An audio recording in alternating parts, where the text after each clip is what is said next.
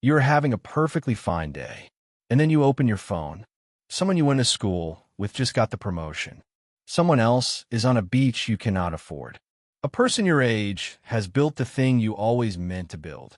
And in a few seconds, a day that was fine becomes a day where you feel quietly, vaguely behind. Like everyone is moving forward and you got left somewhere. And then comes the advice you have heard 1,000 times. Just stop comparing yourself to other people.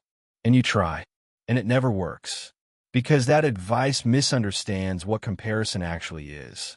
It is not a bad habit you picked up. It is not a character weakness. It is one of the deepest tools your mind has, and you could not switch it off if you tried. But once you understand what it is really for, you can stop it from quietly running your life. Start with a question that sounds simple and is not. How good are you at your job? Now notice what your mind just did to answer it. You did not consult some internal, absolute score.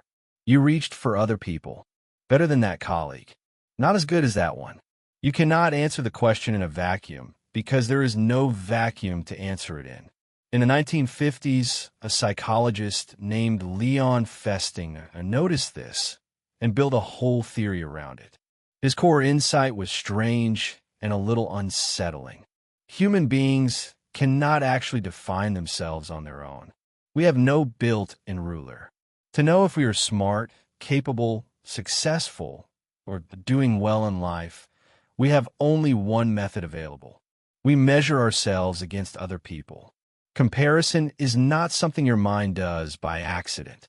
It is the instrument your mind uses to figure out who you are. And for almost all of human history, that instrument worked beautifully. Think about who your ancestors could actually compare themselves to. The people in their group. Maybe 100, maybe 150 individuals they saw every day, in full, with all their struggles visible. You knew who was a skilled hunter, but you also saw them fail. You knew who was respected, but you also saw them argue with their family. The comparison was rich and real, and against a small group of people living roughly the same life as you. More than that, it was useful. Knowing where you stood in that group was survival information. It told you where you could contribute, who to learn from, when you needed to lift your standing to stay safe and included. The instrument was calibrated for a small world of real, fully visible people. And for thousands of years, that is exactly the world it lived in. Now, look at what you point that same instrument at today. You do not compare yourself to 150 people you know in full. You compare yourself to thousands of people you barely know at all, and you are not seeing their full lives. You are seeing the single best moment they chose to show you. The promotion, not the 2 years of being overlooked. The beach, not the debt or the argument on the drive there. The finished thing, not the 100 quiet failures behind it. So here is what is actually happening when you feel behind after scrolling. Your ancient measuring instrument, built to compare you against a small group of fully visible peers, is being fed an endless stream of thousands of strangers' carefully edited highlights. And it is doing exactly what it evolved to do. It compares. It just has no idea the data is fake. It takes each polished peak and quietly logs it as someone's normal, everyday life. And then it reports back that you are falling behind all of them. You are not falling behind. You are running a perfectly good instrument on impossible data. It is like weighing yourself on a scale that has been tampered with, and concluding that you are the one who is broken. And this reveals why stop comparing yourself is such useless advice. You cannot stop. Comparison is not a bad habit bolted onto your mind. It is part of how your mind knows anything about you at all. Telling you to stop comparing is like telling you to stop using your eyes. The instrument is not the problem. The problem is what you are feeding it. So you do not fight the instrument. You fix its input. First, remember the highlight reel. Every single time you feel that pang of being behind, say it to yourself plainly. I am comparing my whole messy reality, all of it, to one edited moment someone chose to post. That is not a fair comparison. It was never a fair comparison. Naming it will not erase the feeling.